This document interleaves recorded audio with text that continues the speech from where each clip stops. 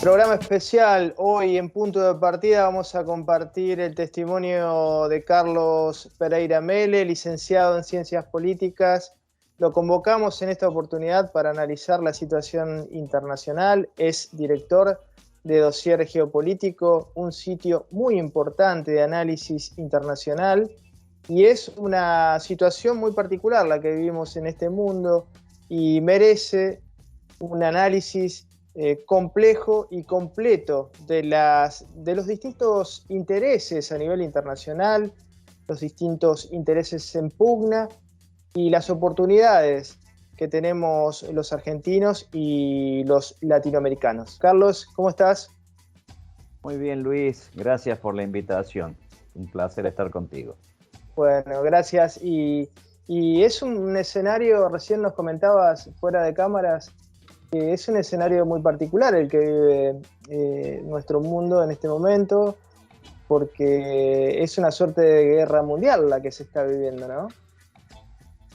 Bueno, es importante que para tu audiencia y para nosotros los argentinos y también los sudamericanos, si pensamos en forma continental como debemos pensar los americanos del sur, estamos en pleno desarrollo, en pleno ejercicio de las acciones de una guerra híbrida global que bien podríamos llamarla tercera o cuarta, como le querramos poner un título, pero estamos viviendo un desarrollo de un conflicto internacional que por supuesto tiene numerosas aristas y tiene también numerosos efectos.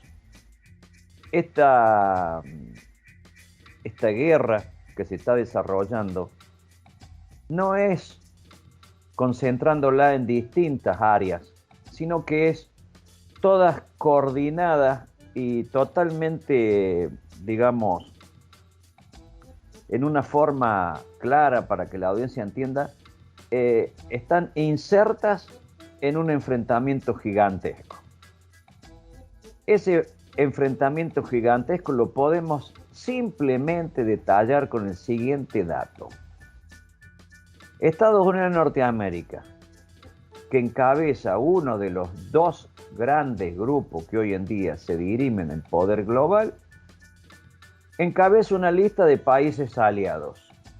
Esos países aliados son la angloesfera, los países anglófilos, más una Europa y en Asia fundamentalmente con Japón y Corea del Sur. Estados Unidos le dice a eso comunidad internacional. Hemos escuchado y escucha la gente, el público, la palabra comunidad internacional e inmediatamente se nos viene a la cabeza los cientos de países que tiene el mundo. No. La comunidad internacional a la que hace referencia Estados Unidos de Norteamérica no supera los 30 países. ¿Y qué son esos países? Y son los que hemos nombrado. Y de esos 30 países hay 7 países importantes, los que se denominan el G7. Y después en degradé, digamos, distintos países que no tienen la trascendencia y la importancia que tienen que tener. Del otro lado nos encontramos con un gigantesco complejo de países que básicamente son 3 gigantescos continentes. Prácticamente el 90% del Asia, prácticamente el 100% del África y prácticamente el 80% de América, de las 3 Américas. ¿Por qué hacemos esta división? Porque cuando Estados Unidos ha iniciado esta guerra, que le llaman guerra proxy, o sea, alguien hace la guerra por mí, me estoy refiriendo al régimen que encabeza el señor Zelensky en Ucrania, que ha sido el causante del actual conflicto. ¿Qué es lo que pasa? Ha pedido y ha ordenado sanciones contra la Federación Rusa. Y ahí vemos la gran diferencia. ¿Quiénes son los países que han sancionado a Rusia y quiénes son los países que no han sancionado a Rusia? Bueno, en el Asia, sacando Japón y Corea del Sur, ningún país asiático ha sancionado a Rusia. Sacando los países de la angloesfera, Canadá, Gran Bretaña, Australia y Nueva Zelanda, son los únicos países que han aplicado sanciones a Rusia. Y por supuesto Estados Unidos y Norteamérica. Podemos decir, ¿son países importantes? Sí. ¿Son países poderosos? Sí. ¿Son países que tienen una fuerza militar importantísima? Sí. Pero eso no garantiza, primero, la victoria. Segundo, no garantiza el sostenimiento de un modelo que quiere a la postre seguir con la vieja idea de que Estados Unidos de Norteamérica es el país hegemónico, o sea que es el país indiscutido en los poderes en todos los aspectos. Carlos, antes de seguir con tu desarrollo, me gustaría que expliques un poco esto que expresabas respecto a que Zelensky, el presidente actual de Ucrania, es el que desencadenó este conflicto allí en Ucrania. ¿Por qué? Bueno, obviamente que tenemos un sector muy fuerte de la prensa internacional que ha puesto los ojos sobre todo en Rusia, ¿no? ¿Cómo se dieron los acontecimientos? Es importante también explicarlo para entender esta tercera guerra o cuarta guerra o como se llame. Bien, lo vamos a tratar de hacer lo más sintético posible. Este conflicto arranca el día que se disuelve la Unión Soviética. Ese día que se disuelve la Unión Soviética, a Mikhail Gorbachev, el presidente de Estados Unidos de ese momento, y el canciller Kohl de Alemania, le garantizan a lo que iba a quedar como Federación Rusa, porque le debo recordar a la audiencia que el día que se disuelve la Unión Soviética, se crean 12 países nuevos, además de la gigantesca Federación Rusa que aún forma parte. Entre ellos está Bielorrusia, un país nuevo, Ucrania, ¿no es cierto? Georgia, Armenia y numerosos otros países. Bueno, todos los países centroasiáticos, Azerbaiyán, Turkmenistán, Tajikistán, etc. Eran 12. Estados Unidos le garantiza, y los alemanes al principio dijeron de que no había nada escrito, que había sido todo verbal, pero ahora parece ser que hay documentos que sí dijeron de que la Organización del Atlántico Norte, conocida como OTAN, no iba a avanzar sobre las fronteras rusas. Estamos hablando de 1991, o sea, estamos hablando de hace 31 años. ¿Y qué pasó? La OTAN avanzó sobre el este y fue absorbiendo todos los países que en su momento fueron parte de la órbita rusa y estos nuevos países que se han independizado a partir de la caída de la Unión Soviética. Quedaban dos países que no habían adherido. Uno es Bielorrusia y el otro es Ucrania.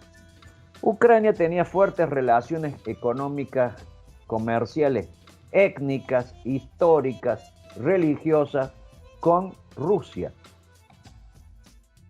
En el año 2014, Estados Unidos motoriza las famosas revoluciones, esas como que empezaron con las revoluciones de color, y derriba un gobierno prorruso e instala en Kiev un régimen mediante el cual ese país se pone a disposición de Occidente.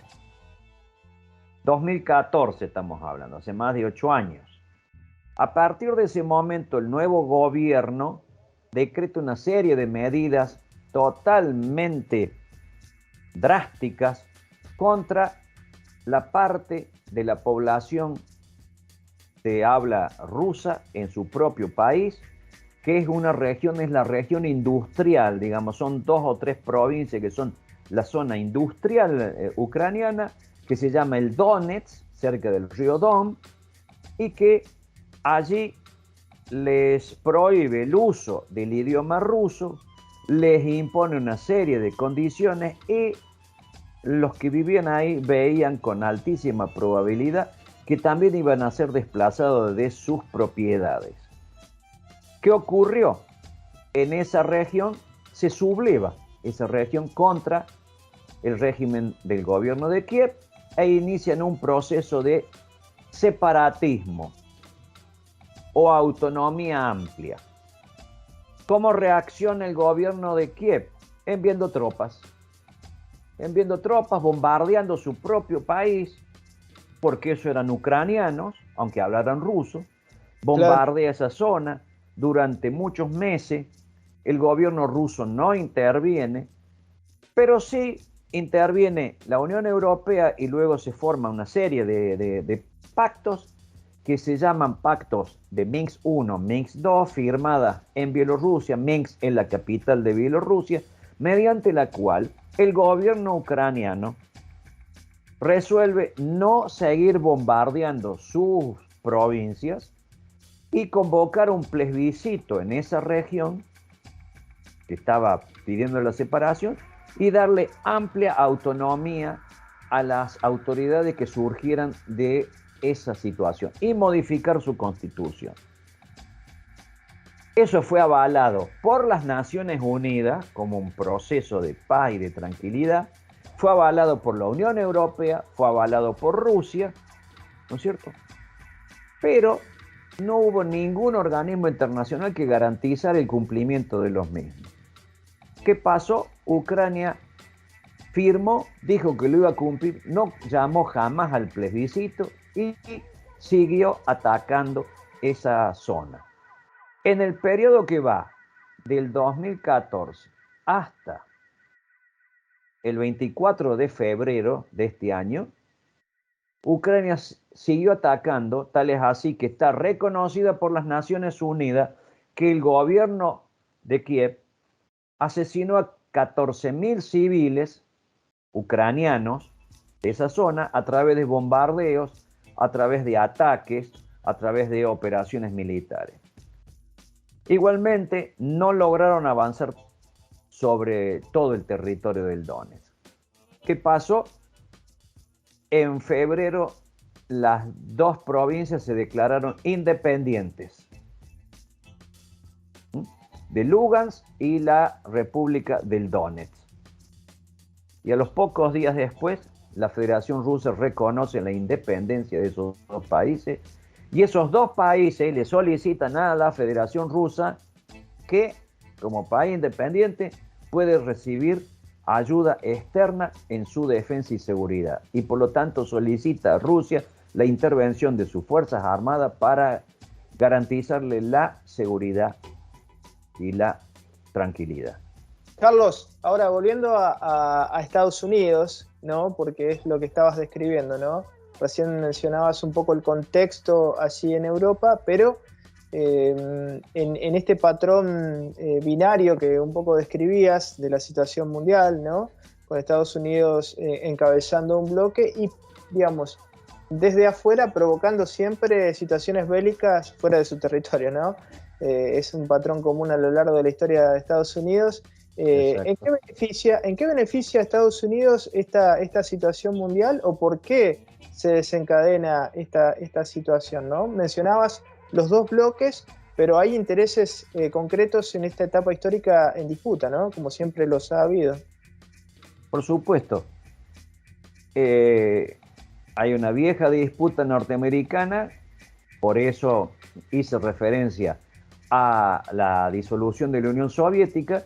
Estados Unidos, a partir de la disolución de la Unión Soviética y a partir del gobierno de Yeltsin, pretendió que la Federación Rusa se disolviera también como nación concretamente organizada y armada y que se transformara en tres grandes países.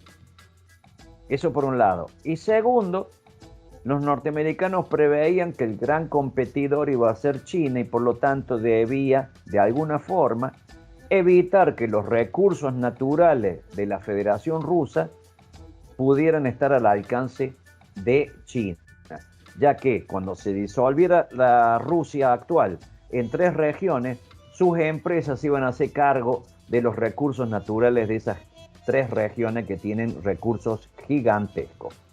Ahora bien, como fracasó ese modelo, se utilizó entonces ahora la guerra tipo proxy, en la cual se ha incentivado, se le ha armado, se le ha organizado durante 8 años a través de asesores, a través de envío de armas. Estados Unidos invirtió miles de millones de dólares desde el 2014 hasta ahora en Ucrania, enviando asesores, poniendo laboratorios biológicos que han sido descubiertos ahora de una peligrosidad altísima. Ha estado entrenando tropas, ha enviado mercenarios, no solamente Estados Unidos, sino también algunos socios, fundamentalmente Inglaterra, que ha puesto bases navales en el Mar Negro y, por supuesto, también ha incentivado fuerzas especiales ucranianas. Todo esto dentro de este gigantesco desarrollo. Ahora bien, ¿cuál es el objetivo? No hace falta que lo digamos nosotros. Ha ocurrido este año la reunión de la OTAN en Madrid, hace 2 meses. Y allí con claridad está perfectamente delimitado cuáles son los objetivos de la OTAN, que por supuesto todos sabemos que la OTAN está conducida por Estados Unidos, porque los comandantes en jefe de la OTAN siempre han sido generales norteamericanos. Por lo tanto, responden a las órdenes de Washington y a su política exterior. En la última reunión han salido un documento que es público, está colgado en la página de la OTAN, que está en todos los idiomas que se habla, y está en español para el que quiera verlo, y allí dicen claramente que los enemigos, adversarios de la OTAN son 2 países, la Federación Rusa y la República Popular de China. Entonces esto ya no hay que hacer ningún análisis o suposición o hipótesis. Claro, No, claro. la OTAN ha dicho claramente quiénes son sus enemigos. Y ahí están. Y esos 2 enemigos son la Federación Rusa, China y, por supuesto, los que se asocien a esa estructura.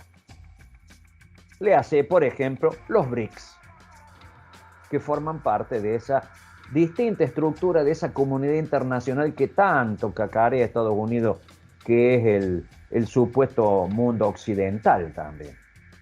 Entonces, ahora sabemos perfectamente que este conflicto, como todos los conflictos que se están desarrollando en esta guerra híbrida, es para frenar el proceso de consolidación de la Federación Rusa como una potencia, nuevamente como lo era hasta 1991, e impedir el desarrollo total de la potencia económica que ya ha superado a Estados Unidos, que se llama República Popular de China.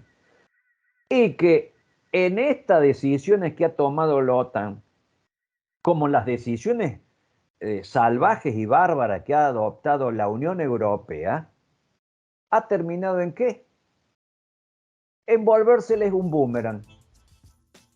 Porque todos los estrategas norteamericanos, los estrategas europeos, decían con claridad durante más de 1 siglo y medio que lo que había que impedir era que Rusia y un poder asiático, porque Rusia es euroasiático, un tercio Claro. está en Europa y los otros 2 tercios están en Asia, se consolidaran o hicieran una alianza y eso transformaría el mundo. Bueno, con todas estas presiones, con todo este accionar negativo, lograron ese efecto que nunca debería haberse realizado si querían seguir sus doctrinas de seguridad, de defensa, etc.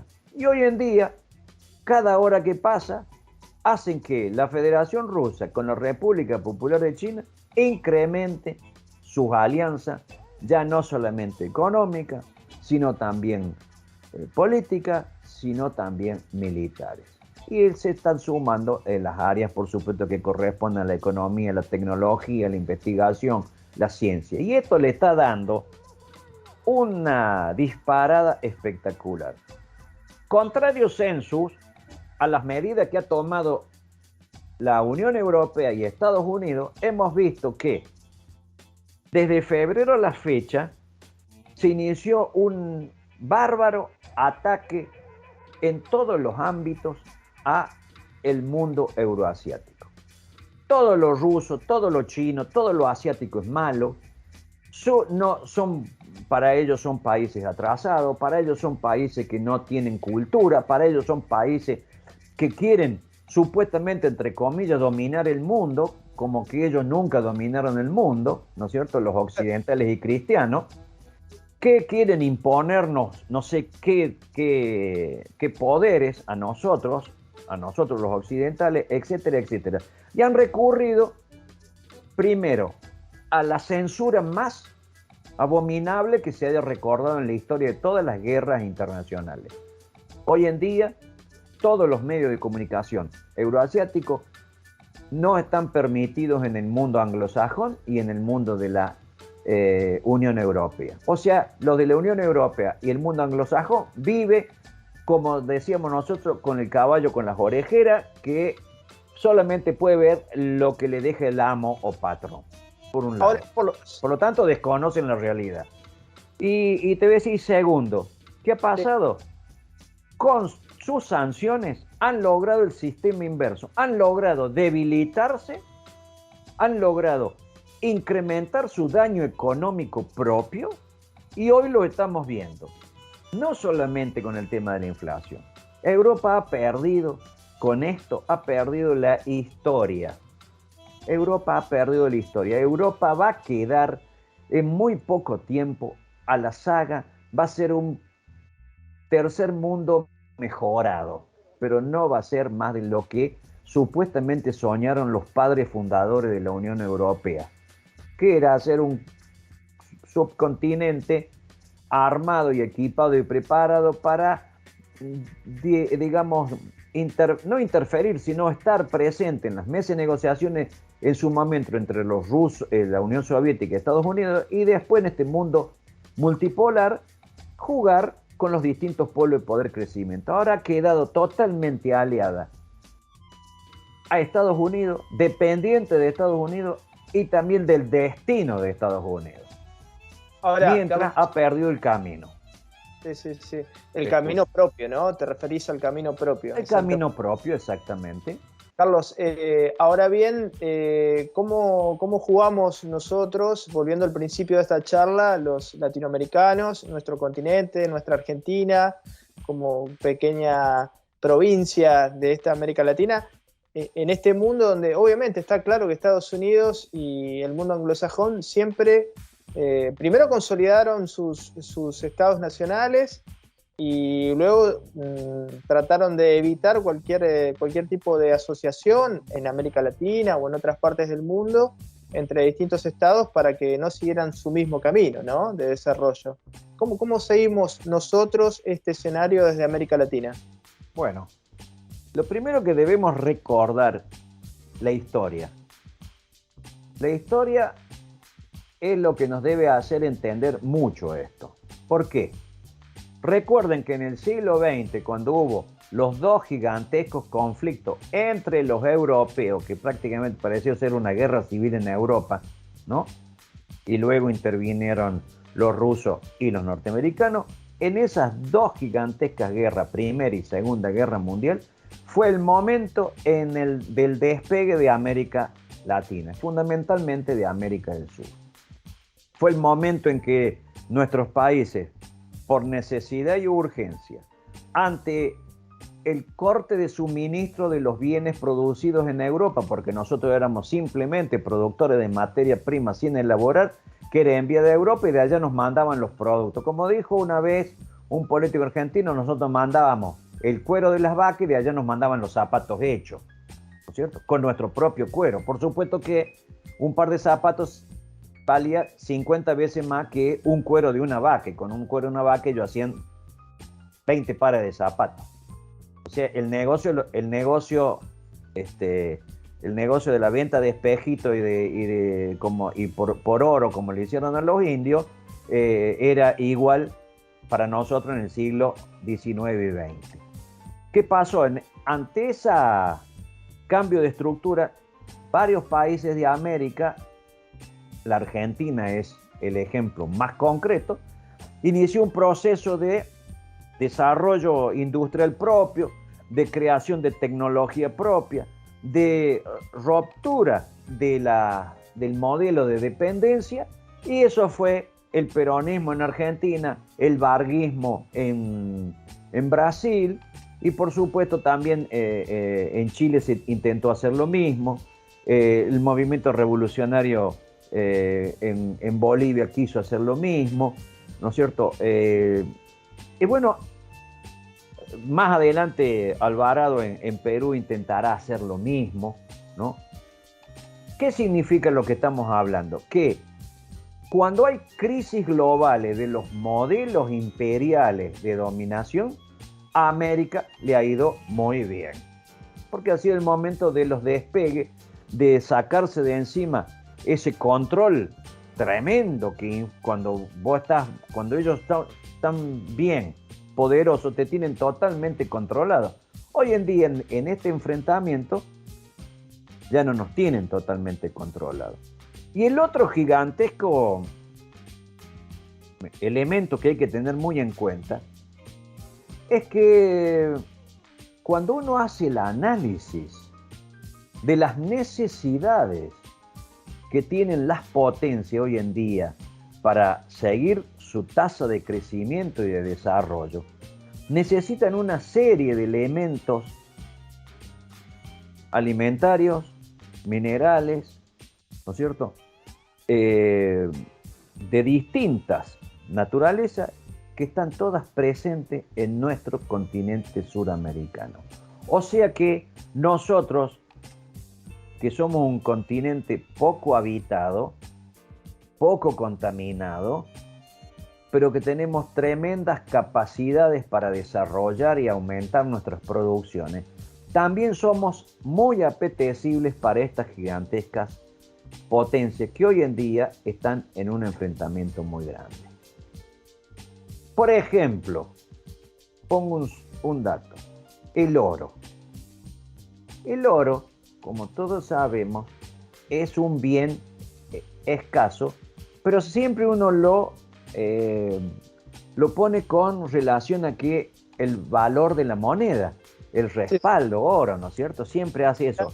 Más ahora que Rusia ha dado un gigantesco golpe cuando Vladimir Putin ha hecho que el rublo se cotice con el oro, con respaldo oro, y esto ha pateado el modelo del dólar, que hace del 74 ya no es más convertible al oro, y por lo tanto es un papel que cuenta con la potencialidad militar de Estados Unidos y de el manejo del petróleo. Y como el petróleo empieza a manejarse en otras monedas, empieza la debilidad del dólar. Por eso estamos viendo que en el mundo el dólar cae, excepto la Argentina, porque como nosotros perdemos valor real de nuestra moneda, usamos alguna otra moneda como reaseguro, como para tener alguna medida.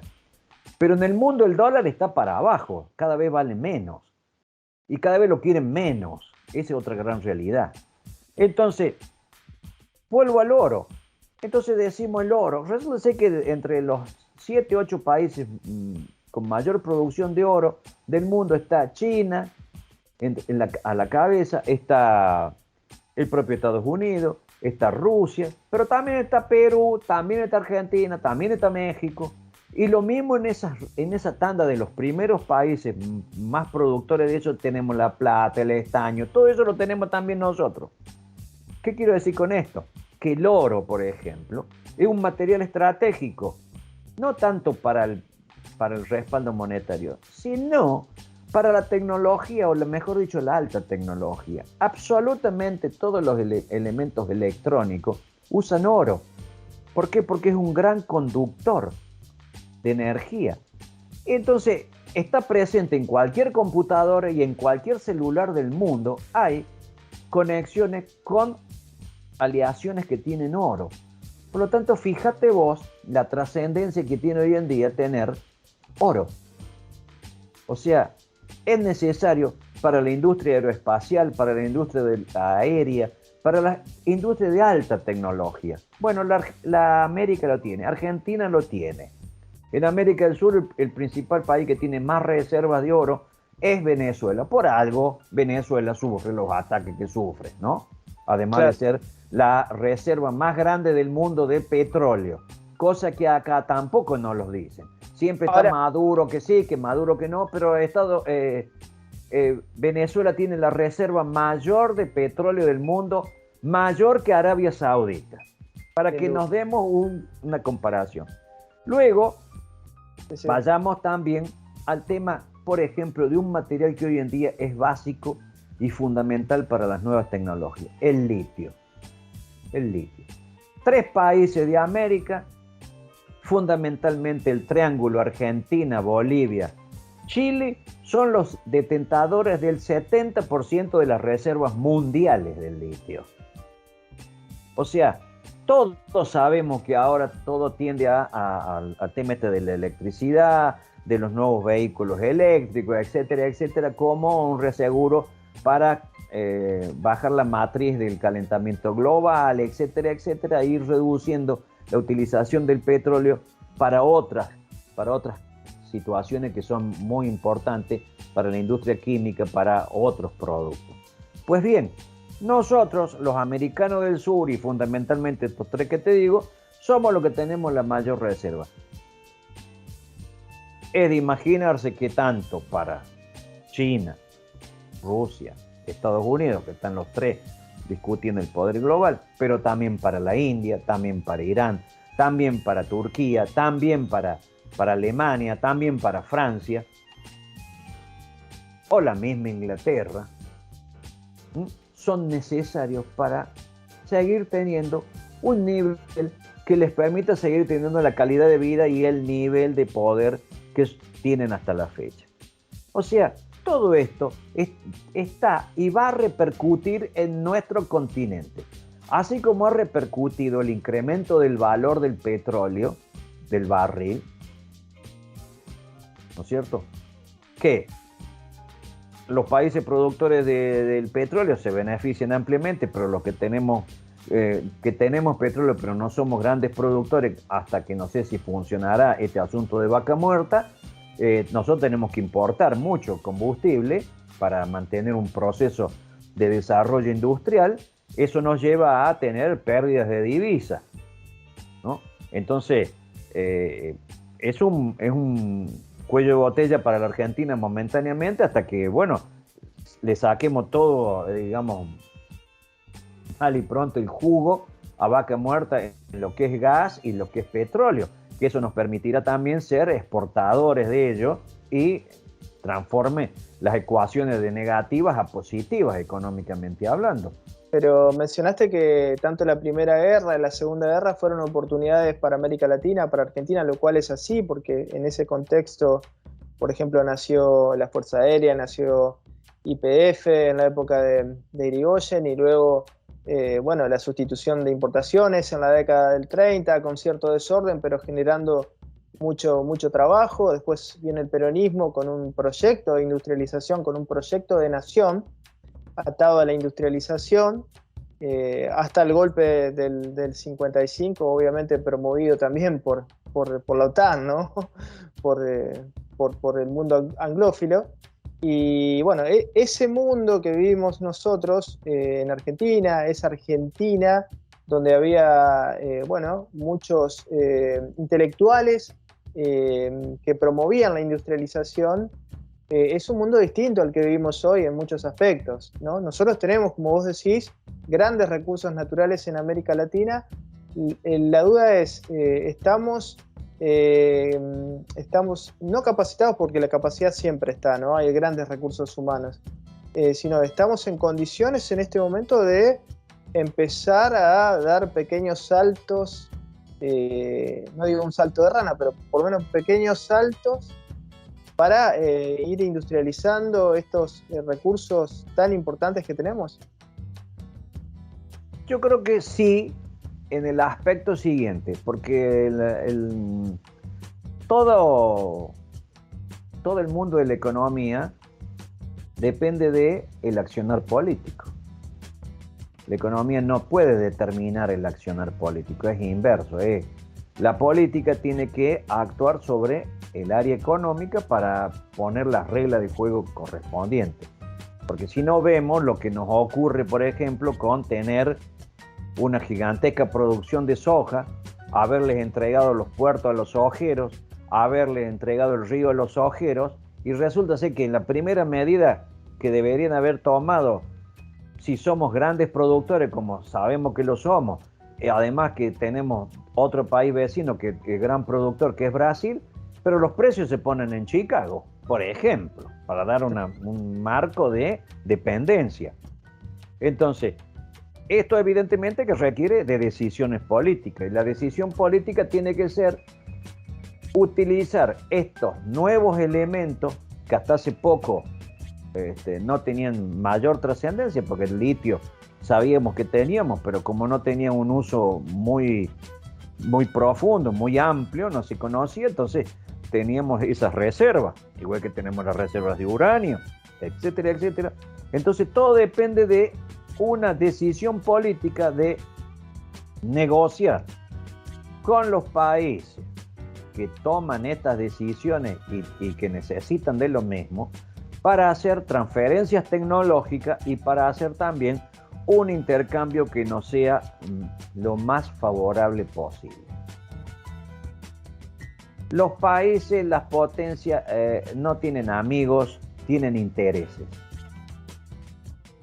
Y entonces, si Estados Unidos quiere litio, si China quiere litio, si Rusia quiere litio, si Alemania quiere litio, si Francia quiere litio, que vengan y ofrezcan un intercambio serio, y que vengan y ofrezcan también una transferencia tecnológica, y que no seamos solamente productor de materias primas sin elaborar. Entonces ahí es donde entra el tema, el rol de la política, porque si la política actúa favorablemente para los intereses nacionales, deberá elegir entre todos estos postulantes que van a estar, que van a hacer las mil y una para estar, para conseguir la mejor parte, la mejor porción de todo esto. Pues muy bien, ustedes van a tener la mejor porción, pero van a tener que no solamente pagar la materia prima bruta, sino que además tienen que hacer transferencia tecnológica, tienen que implementar acá las plantas de elaboración, cómo va a ser el transporte, qué vamos a ganar y qué no vamos a ganar. Pero eso son decisiones políticas. Y ahí es donde entra a jugar también el rol del continente.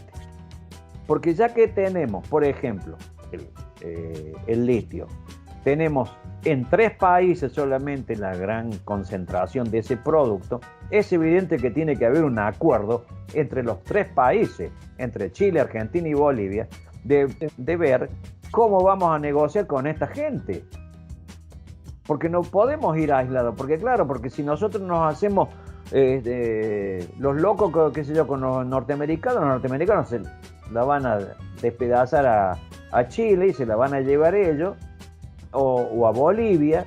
Entonces, ¿qué tenemos que presentar? Un frente común, un frente de intereses, una cooperativa de intereses.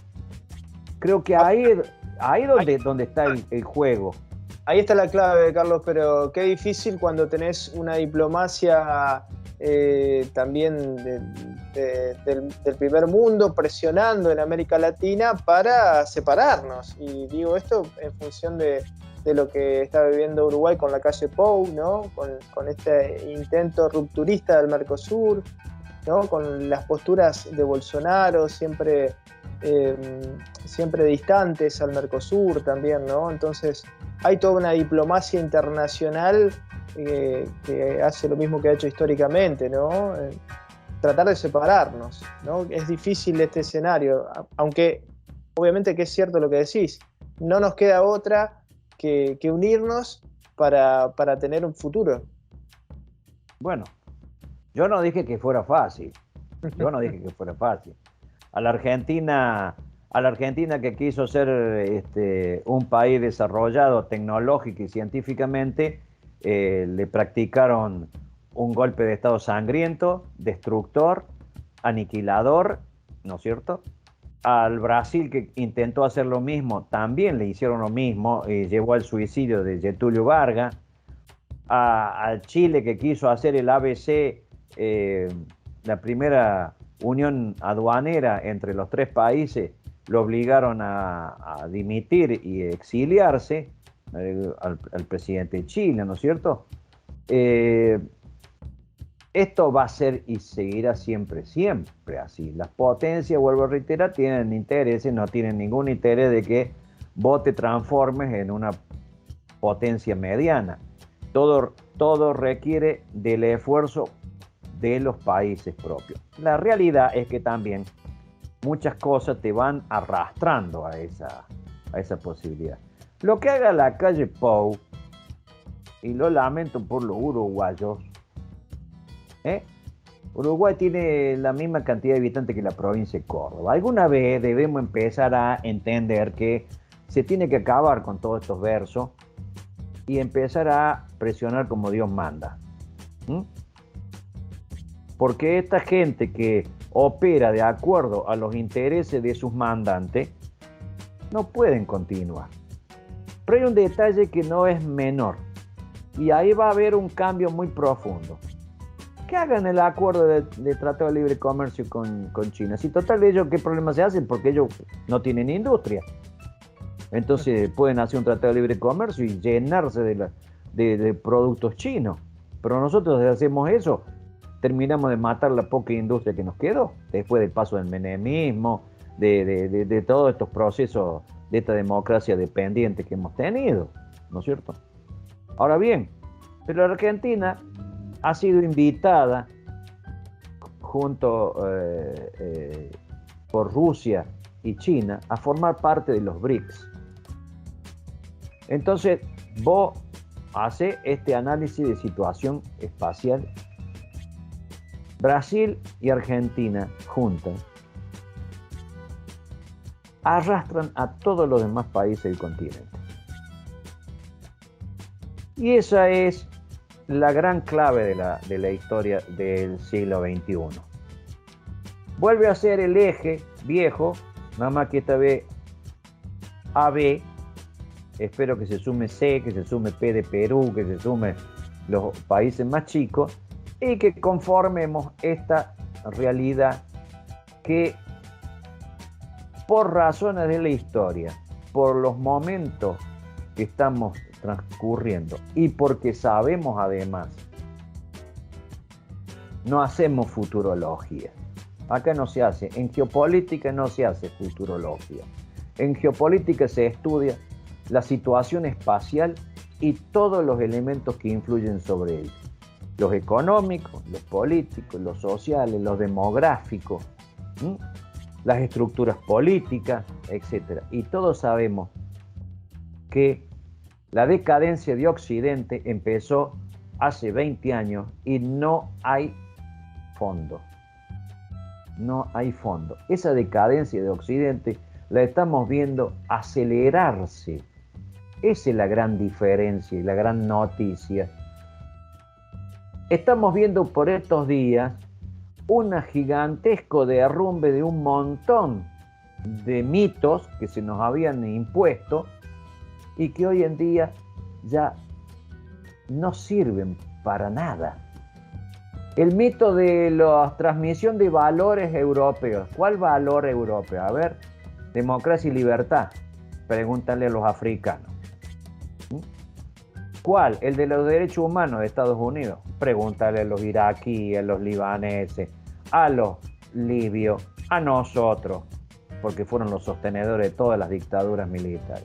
O sea, ese elemento que utilizó ideología para controlar nuestra región, hoy está en un franco y tremendo retroceso, pero no solamente retroceso, sino que hay una crisis interna profunda. Antes de ayer, el expresidente y capaz que sea nuevamente presidente Donald Trump, cuando le allanaban su casa la Policía Federal de allá, el FBI, dijo, nos hemos vuelto un país del tercer mundo en caos.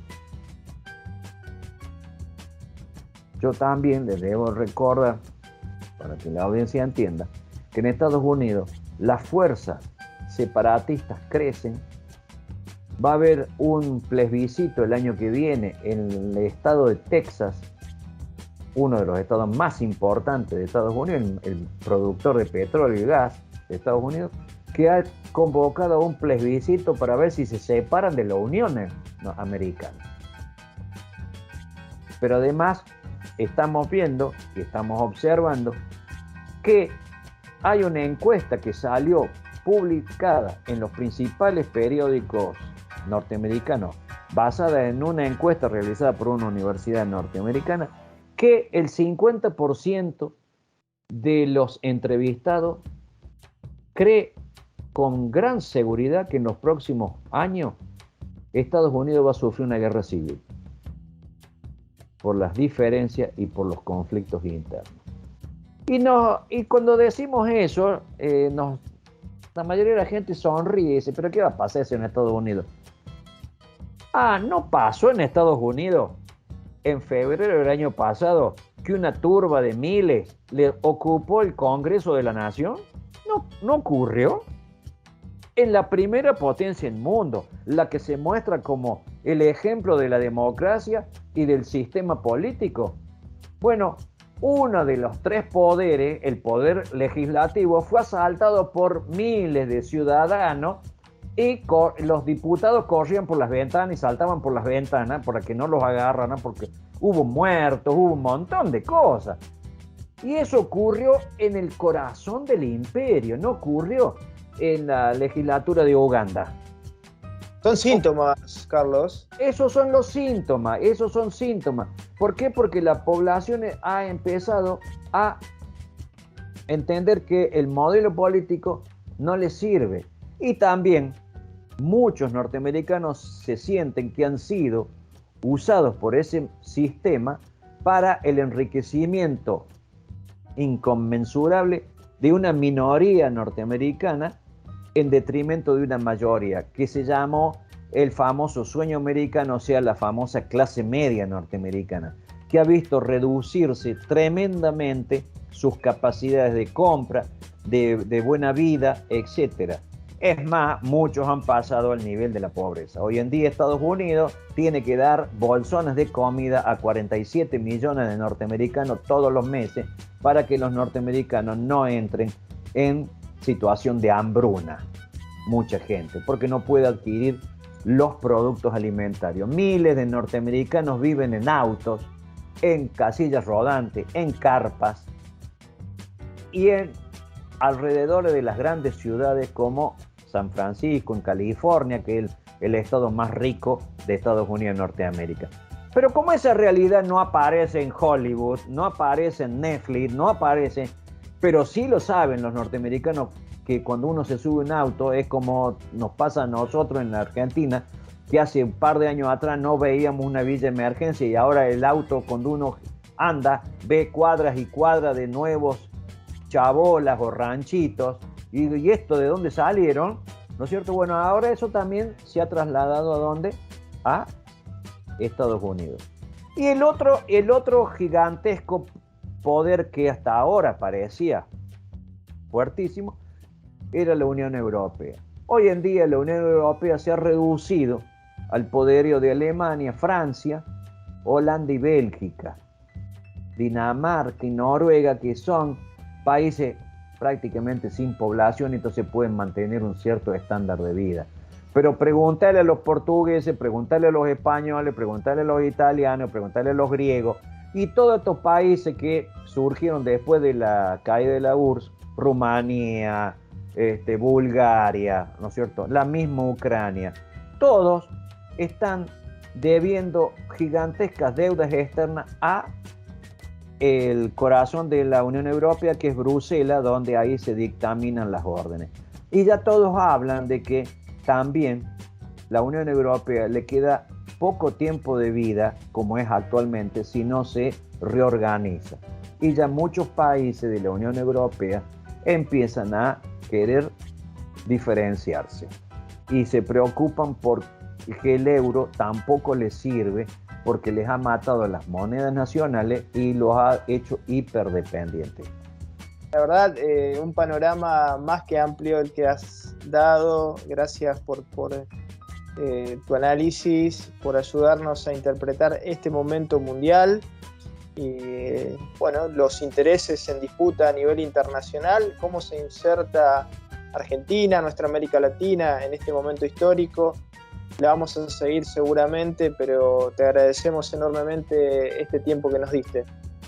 No, por favor, gracias a vos, Luis, por invitarme, y creo que estamos en un momento histórico, en un crack histórico, un cambio sistémico, y ese cambio sistémico lo debemos entender primero los americanos, para después plantearnos en la mesa donde vamos a ir a negociar, porque si no entendemos estos cambios, vamos a creer de que tenemos que hacer como hicieron algunas otras dirigencias conservadoras nuestras, que cambiamos de collar, pero seguimos siendo perros.